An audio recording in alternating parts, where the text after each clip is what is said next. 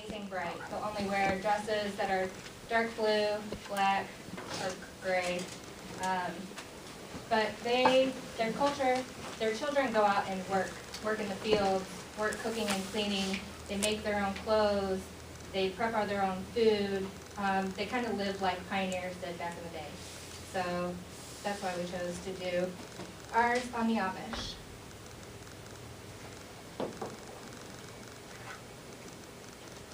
Okay, so positive portrayals of the Amish. First, we have that they're family-oriented. They have very strong morals. They're very faithful to their religion. They're hardworking. They're respectful and disciplined. So, family-oriented. It's very often that you'll see Amish families with, like, families of 7 or more. They believe in being fruitful and multiplying. They don't want to hold back on them. That's also part of their religion. Hardworking. Even with the kids, oftentimes you'll see them, they'll come into school and they'll have on their work uniforms already, because oftentimes they'll go straight to school right after school. They don't have like the regular childish life that we have in the English world. And they're strong morals. They're very, very, very, very serious about their religion and everything like that.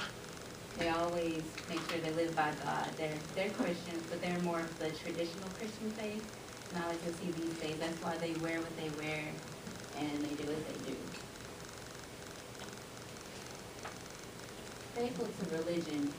The Bible they go by is the Martin Luther German Bible, and within their religion,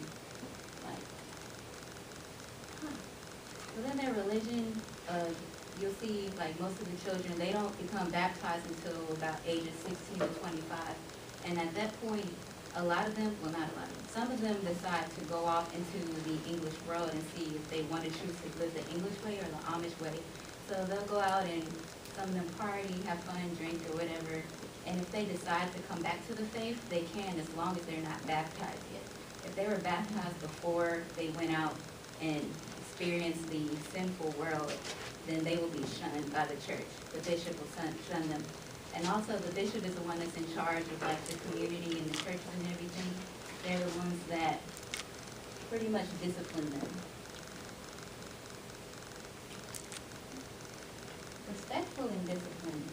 They're very respectful to their families, the community, the church and everything. They're not going to disrespect anybody. They look up to their elders. They're always hardworking, like I said earlier. And also, this is another picture of them working in the fields. And I said they don't have the machinery that we do these days. They use their horses and plows the old traditional way. And also, this is a poem that we found. It's called The Amish Life. The Amish live a simple life. As when our nation began, they shun the modern way we live, which is all a part of their plan. A simple home and garden patch, a horse and buggy for travel, no freeway covered in pavement, just a laneway covered in gravel. We often speak of the good old days when life was simple and free, while they are living the way it was, the way they want it to be. While we are caught up in the modern life, they are working the land while we are fighting for what we get. They live as friends hand in hand. At times I envy the Amish way, though I love my comforts in life. They live in a world of bygone years, and we in a world of strife. Someday I will visit the Amish and learn of their faith and their ways. But because I am part of the modern world, I'll come just to visit, not stay. That was by David Ron Bruce. Cool. The Amish have 3 different languages that they use. When they're in public, they'll speak English, modern English. When they're at home or within the community, they will use Pennsylvania Dutch. While they're worshiping, they'll use High German. So, to me, that'd be really confusing to speak 3 different languages just for certain parts of the day.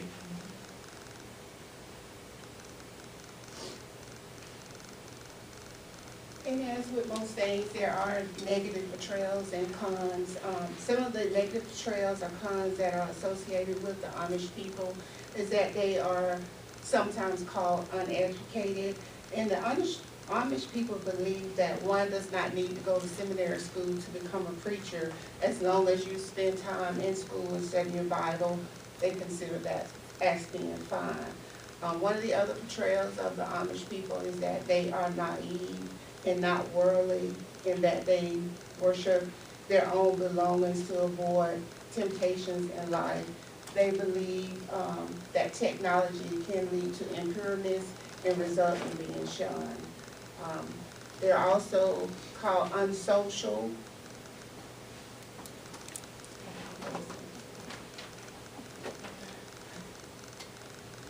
Unsocial, which means that they usually stay in their community areas and try to avoid going out into the community as much as possible.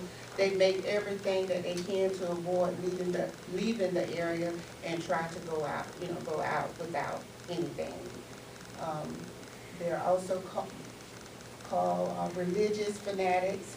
The Amish strongly believe in Jesus Christ and that he is the Son of God, but even when being accepted in their own faith, they can lose it by making certain decisions, like the decision to use technology or electricity, having a car, or leaving their community, along with various other reasons can have them portrayed as religious fanatics.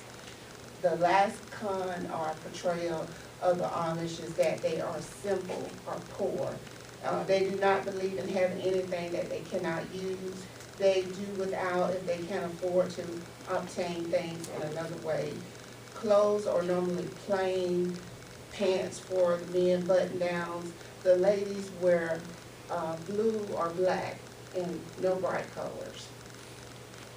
And they also have their heads covered at all times.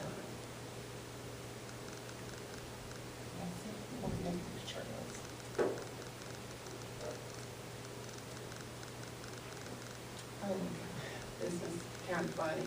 An Amish buggy drive-by is where a horse pulling a buggy with an Amish family aboard in a rural Pennsylvania was struck by a bullet fired from a moving car and later died. Police said on Tuesday. No people were injured in the drive-by shooting which occurred that Sunday, but later the horse did die.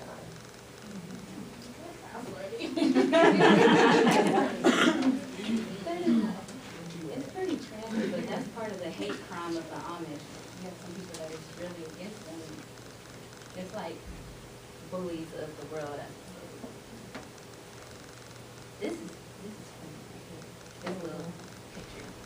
It's like a picture I found of the Amish stereotypes. It's basically what the media thinks we do. I don't know if any of y'all have seen Breaking Amish. Yeah.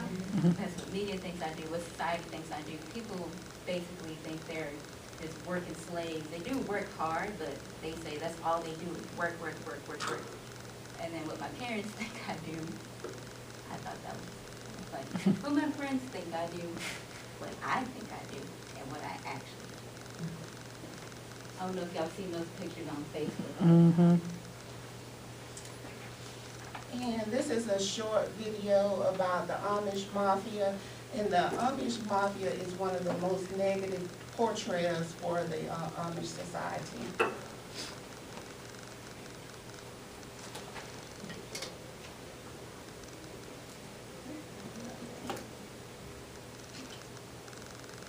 Is it up on the wall? Turn. Look to your left, right. Mm-hmm. Yeah.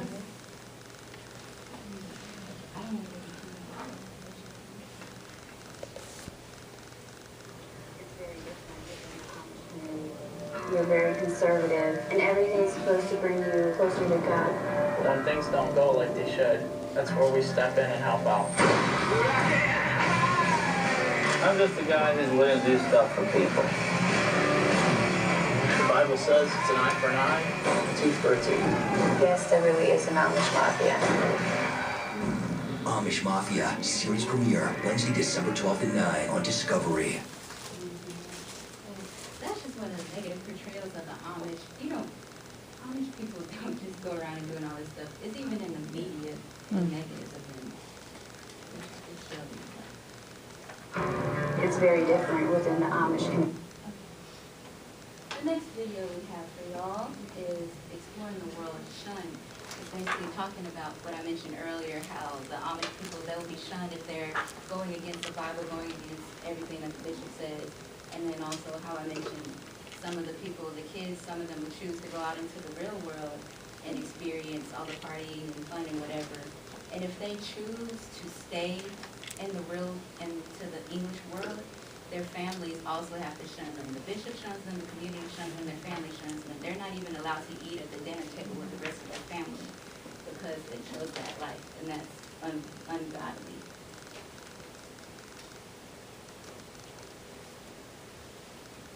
This is a short video. When I was 18 years old, we had a call from this lady named Robin. She was writing a book about teenagers from different cultures and religion, and she was interviewing them. So she wanted to interview some Amish girls. It was the first time we had ever met someone from the city. She was showing us these pictures of other teenagers. It kind of made you think about, well, maybe we are missing out, you know? When I first left the culture, I was 19 years old. I flew to Florida on an airplane, and it was my first time flying. I had an aunt and uncle who lived there during the winter time. It was a really big step for me, really big step. It wasn't a decision that one day I just decided to not be Amish. It was not like that at all. It was a gradual thing. I went to Florida for a second winter. I still dressed Amish and was still practicing the culture. But I got a car because it was really hard to get around in Florida. So that was the first step. From there, I started trying out street clothes. I worked in a nursing home for a while. And that's kind of when I started asking questions about nursing, like what would I need to do to be like a registered nurse someday. I've always felt called to do nursing, but education is a huge threat to the Amish. Having an education means some big job somewhere that would take you out of the community. In the dominant culture of like America, I would have been like the good kid, putting myself through college and working full time.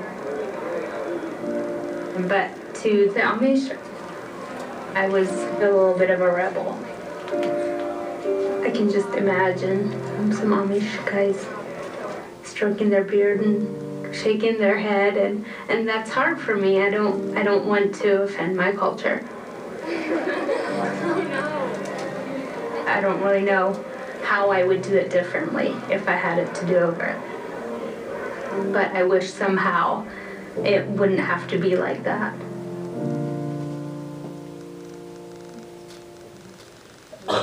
This was actually on TV. There's a longer version of the video that you can find. That's the basic conversation of the shunning.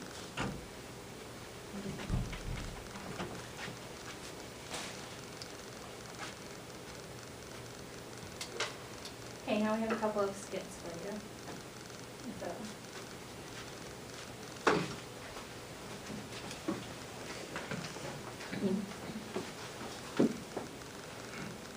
What are you doing? Checking my Facebook status. You know you're not supposed to have that. So? Well, the bishop said if you get caught again, I'm gonna have to shun you. Like you're really gonna shun me? Okay, class, settle down. Let's get started. Today, we're going to be working in groups. We're going to be working in groups of 2. You 2 right here. You 2. You 2. You 2. We'll come right here. It's really funny, but I can't get the Coleman together. Well, I thought you guys worked really well together. Oh, see, beautiful, religiously, so I had to shun them. I can't have any interaction with them. Well, class today, instead of working in groups of 2, we're all gonna work together as one group so that we could see the differences as one.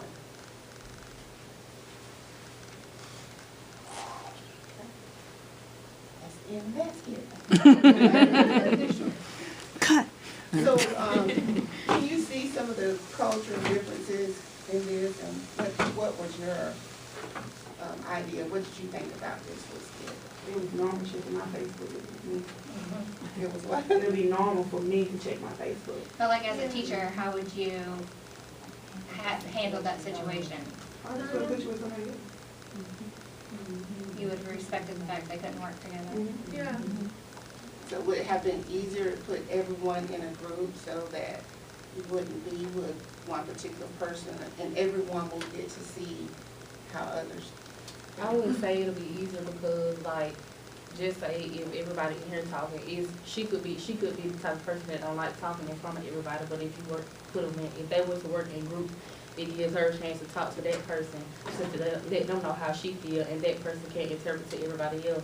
Well, we thought this, we thought that, so it just won't be, well, hey, I said this, and she's sitting here thinking this, and like, oh, well, I was thinking that too, I just didn't want to say it. As another student, like, if you grant them the permission to split their group, I'm gonna say the same thing, like, oh, well, it's against my religious beliefs to work for her. And then you're gonna have a whole mess on your hands, because now everybody don't wanna work with their group member. But I think within that, like, as a teacher, like, you have, like, that control, and you should know your students and know. Yeah, but I can get offended, I can say, well, you know, just because they're dressed like that doesn't mean they get special privilege, you know what I'm saying? That's the whole idea. But like, I can come to school dressed like that too now. But if you put everyone together so they're not, Yeah, but you know, you're not showing together, special. even though you'll get to sit with, you may choose to sit with or just speak with certain individuals, but as a whole, everyone will be together. That's the idea behind it. But as a group of 2, if they can't communicate, it's virtually impossible for them to kind of work together. In the Amish, and I'm asking this out of ignorance just because I don't know, in the Amish community, do they actually go to their local public schools? Now, some of them are integrated, and they actually had a Supreme Court ruling. A bunch of Amish fathers were going to prison because they weren't forcing their kids to go to school. And so way back when, after arresting so many of them, they got together and they worked their way up all the way to the Supreme Court to fight that their kids only had to go till 8th grade, and then, you know, could come home and work on the farm and help support the families. And the Supreme Court awarded them that right. And so shortly after they awarded them that right, they started pulling their kids out of schools and having their own schoolhouses within their communities. But some of them are integrated. I went to high school with one. She didn't have the hat, but her hair was long because they couldn't cut it. She's not an Amish family no more. But and I guess another question I wonder if a student came and he wasn't supposed to have the interaction, would it be something that would be, you know, would your mother come to school to say, I really prefer my child is not working with so-and-so today, or this, and I guess I'm asking that question, if it's something I cannot associate with you, then I think I would write a note, you know, Nicholas should no longer be associating with Taylor, she's been calling him this, doing that, hitting him, I mean, right. So it wouldn't be. And I think it's dependent on the age of the person as well, if they're old enough to make that decision, you know, knowing what is, well, that's true, too. When somebody is supposed to get shot. And that's why we kind of did it like, well, the bishop said, if one more time. Right. Versus a high schooler versus my second grader or whatever. Right. Good point. I bet you it's harder and harder for them because they're not allowed to use any electronics or any televisions or anything like that. And more often in schools we see them assigning homework that you need the internet for. Exactly. Yeah, that's a big reason So why we chose Amish too. How to get around that as a teacher. We will go through that on our next part. Okay. Stay tuned.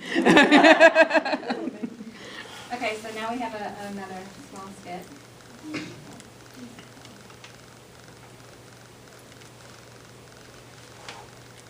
Yeah, why are y'all dressed like that? Y'all look weird.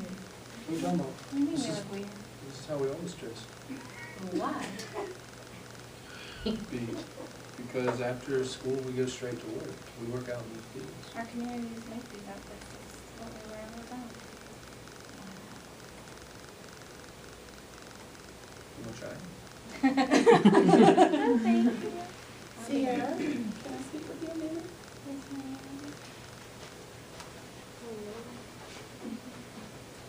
You go out to church and you go out to different functions with your family, is there a particular way that you dress?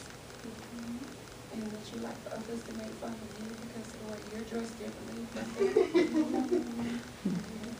Well, let's think about next time before we make a comment like that, okay? Thank you.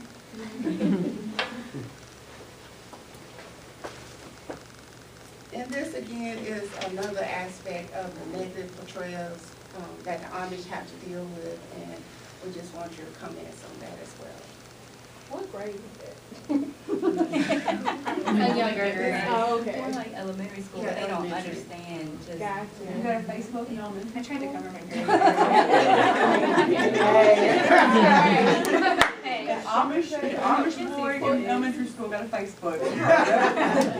Market, mafia. They just think like your 8-year-old school. Yeah. It's more common. But how would y'all correct a student when you overhear making comments like that in your classroom? I tell them they look weird. Like, we did it loud enough so that y'all would hear, but she's supposed to be pulling her aside so that she's not kind of scolding her in front of the class. So that way the class sees it, and then they can make fun of her later. Instead, she pulls her off to the side, one by one, having a face-to-face conversation. So that way it's, you're saying you respect the child as well, but you also respect the other children. You're not feeding them to the sharks, so to speak. I made that into like a thing where you show what you wear at church and it's formal wear. You know, making fun for them if it's a young grade and get them attached like y'all wearing what y'all wearing because it's part of your religion. Right. I think another thing you can do is like end up having like a class time where you spend on different types, not just the Amish, but different types of cultures within your own classroom, and have the students themselves explain different parts of their own culture or what they do at home. And I was going to say that too. No more than if I came in with the hearing device, or if the teacher, I forget what you call them right now, but you know when the teachers have to speak through kind of the speaker so it's amplified for the child, or even if I had a prosthetic leg. I think for us to openly have that conversation, because we're all curious. So right now, if Marion had 2 prosthetic legs and she came in and we could actually see, and you know, some people, they have the prosthetics, others you can see the metal leg, but everyone would kind of be, what happened? So it's better for us to, in an open conversation, let's just talk about things, and then we move past that. I know Coleman was in a group last semester, and they were talking about identity crisis. And Coleman, you know, may have come back to school the next year, and he was no longer Coleman. He was, I'll just say Corman.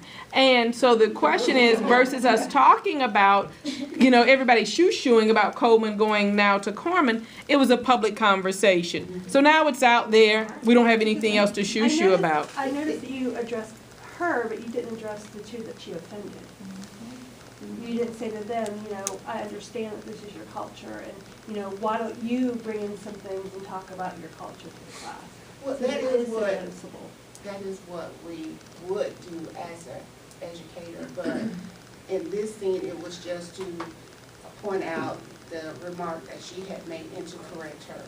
Mm-hmm. And I think, kind of going back to what even just Elizabeth said, being proactive. Being proactive at the beginning of the year so we understand your unique, whatever you bring from your Korean culture, your prosthetics, your Amish culture, your whatever, us being able to kind of talk about that in an open setting, then I think it just levels the playing field. Okay, we have one more. Mm-hmm. So for this skit, if we could get just a couple people from this side of the classroom to come up here with us. I'll be them. I mean, the camera's pointed this way, so yeah. How many do you Write need? me a check. Just some of you guys on this side of the room, just come up here with us. Anywhere you can get in front of us. Tall people in front, please. Okay.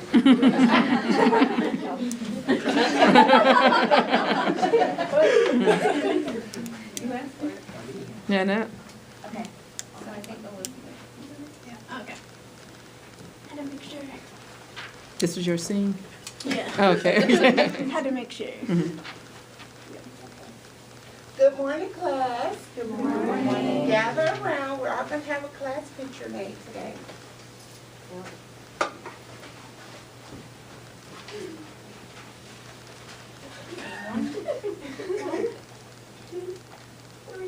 Say cheese. I want to see the picture. Wait, why were y'all looking down? Well, it's due to our religion, we're not allowed to have any graven images of ourselves, so we can't take pictures or have pictures taken of us.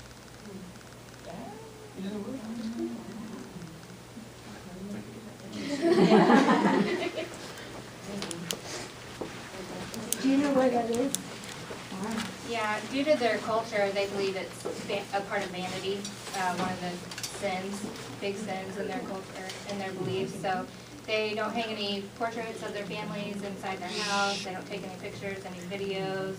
That's why when a lot of Amish kids, like she was saying, do grow up and go out and experience what they call the English world, and if they do convert, they generally don't have any photographs or anything besides mental memories of them growing up because of their beliefs.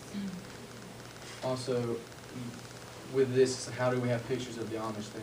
A lot of people do just take pictures disrespecting the Amish after they've asked, hey, can I get a picture of you? No, it's against my religion. Oh, well, I'll just go ahead and snap it right now, I got you. Some of them actually will let you take the pictures thinking it's not that big of a deal, it's just like a little white lie type thing, I'll be okay. Some of them's like, if you pay me, yeah, I'll let you take a picture. So it depends on which Amish person you ask and what type of person you are, whether you're gonna pay them or steal the photo. And different communities have kind of different variations of, you know, how extreme their rules are. This might be like out of, okay, this might be really stupid and kind of out of the way. But, so you, like y'all mentioned like that TV show and stuff, like, cause they don't just, show like the kids that go off into their room springa, like where they go off into like the English world, but they also show them like back in the Amish world, like, that's cameras. So. Right, now, like we were saying, some communities are a little more lax and would allow things like that. And now some, it may not be allowed in their community. So after those cameras leave, they're gonna be shunned by the whole entire community. Okay. What the Macon Mark, what she said, if you watch Breaking Amish, some of the people's faces are blurred. One of the sisters, I forgot which one of the sisters was nice, she wouldn't even talk to the camera. And the camera was actually following her and she was like, oh no, she was mad. Yeah, and then when they're walking through their community, people run away from them. Yeah. That is true, I have seen it, it's clear. And then that's a question. Marion, were you gonna add something? I just had two. I grew up 10 miles away from an Amish community, and they are really, I mean, they are a different breed. It is an eye for an eye and a tooth for a tooth. And they will, I mean, if you pass them or anything like that on the road or anything like that, they will. I never went to school with them because at that point, 25 years ago, they didn't have to go to school. But, I mean, even if they saw you with a camera, I mean, they would, some of them would go after you. And I think it's just like our culture where we're removed from our grandmothers and our parents. The younger ones are more open to the English world. And going along with that vanity thing, that's just like more things they're against, is like pride and vanity. They don't want to have anything where they're being higher than anyone else. They like to be more calm. They believe in peace. And some of the communities believe that the camera will steal their soul. same way.